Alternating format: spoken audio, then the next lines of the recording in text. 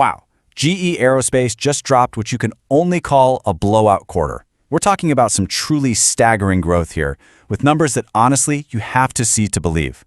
So today, let's climb into the cockpit and figure out what is powering this incredible ride. You hear a number like a 24% revenue surge, and it sounds big, right? But what does that really actually mean for a company that powers a huge chunk of the world's airplanes? Let's put that percentage into perspective. So that 24% jump, that translates to an incredible $12.2 billion in revenue in just 3 months. This is not just a little bump. It's a massive signal that demand for air travel and defense is absolutely roaring back. But, big revenue numbers, that's only the beginning of this story. What's even more impressive is that their profit grew way faster than their revenue.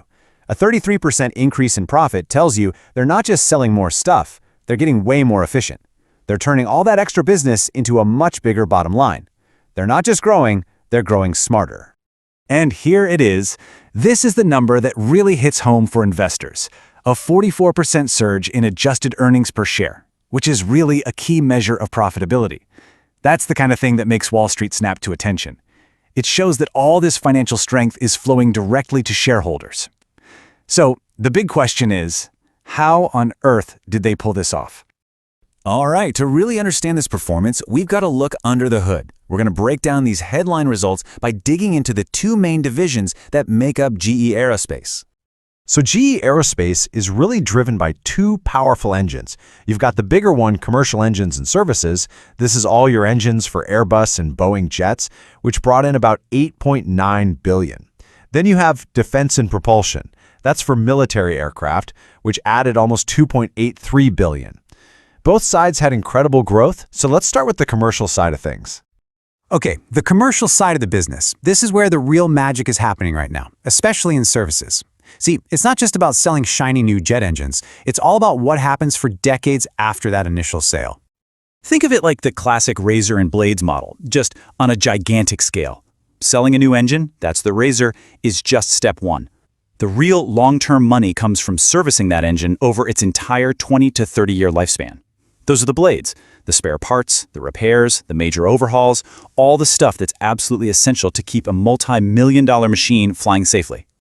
And let me tell you, the demand for those blades is just exploding. This whole services business is called the aftermarket, and a 32% jump in orders year over year shows you exactly what's happening. As we all start traveling more, airlines are flying their planes more, and that means they need a lot more maintenance from GE. This is the profit engine of the company. And the numbers? They totally back this up. Commercial revenue shot up about 28%, but look at the profit. It leaped 35%.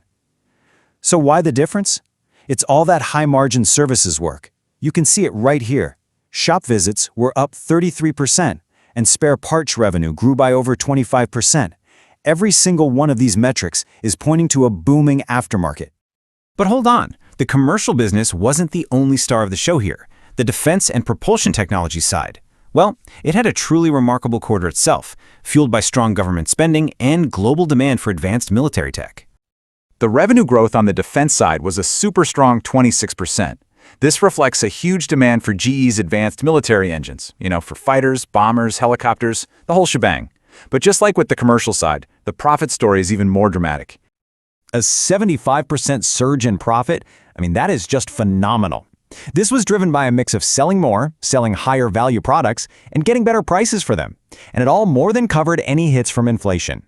So what this really shows is that both of GE's main divisions aren't just growing, they're growing in a highly profitable way. Now, look, strong revenue and profit are great. They're fantastic. But savvy investors, they always look for one more thing. Actual, cold, hard cash in the bank. So let's see how GE Aerospace is doing on that front. Before we see the number, let's just quickly talk about free cash flow.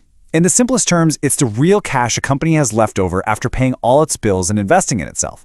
It's the ultimate measure of financial firepower because, well, you can't fake cash.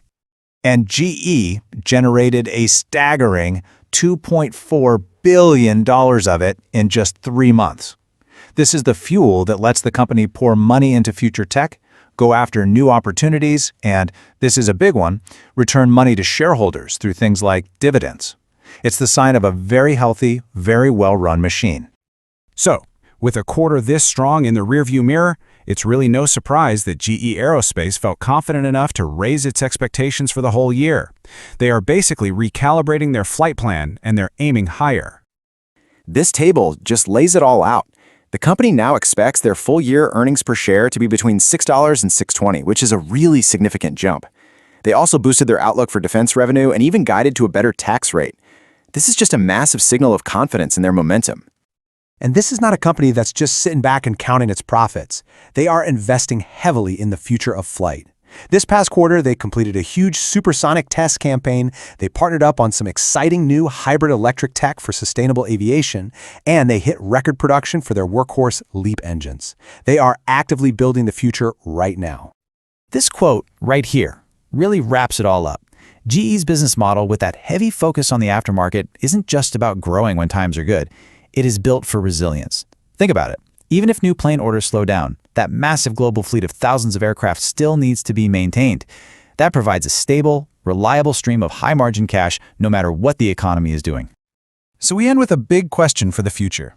With every single part of its business firing on all cylinders, a business model that's built like a fortress, and a clear vision for innovation, well, you have to wonder, are we watching the start of a brand new golden age for this aerospace icon?